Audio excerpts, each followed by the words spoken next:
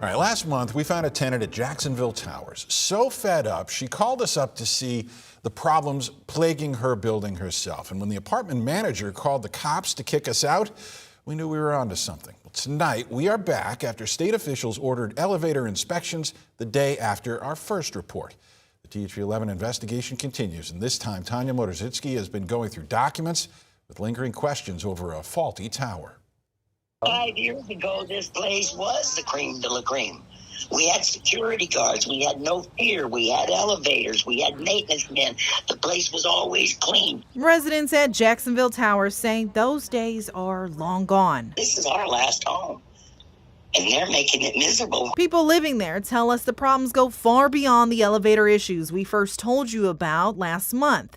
Issues they say have left some elderly residents with walkers and wheelchairs struggling to leave their apartments. The elevators aren't working, so I had to get back in my car. Last week, when residents invited THV 11 inside the building to hear about the concerns, management called police. As soon as they come, we'll trespass them up. Whether it's a coincidence or not, the day after our original story aired, the Arkansas Department of Labor and Licensing issued a letter to Jacksonville Towers.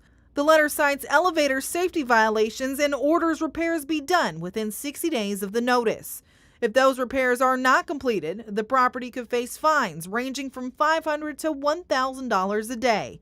We looked through records showing the elevators did not pass inspection in February of this year, just 1 month before residents say major issues began, and didn't pass last year's inspection either.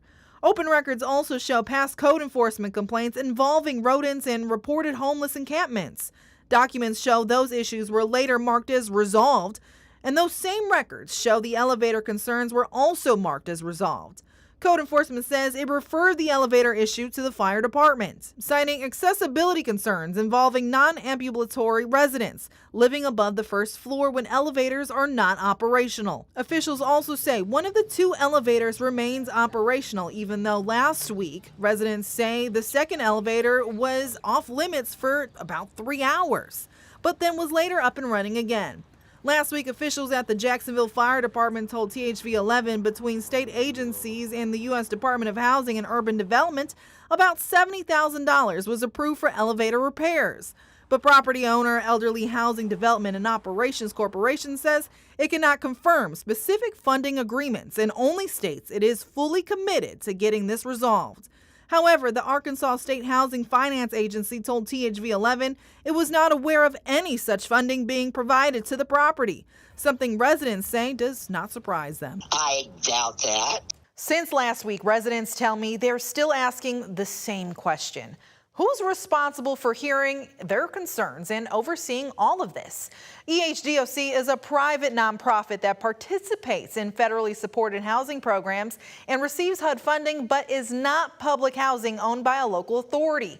We reached out to HUD for answers, but have not heard back. I'll keep following up and demanding answers. Tanya Motorzycki, THV 11 News.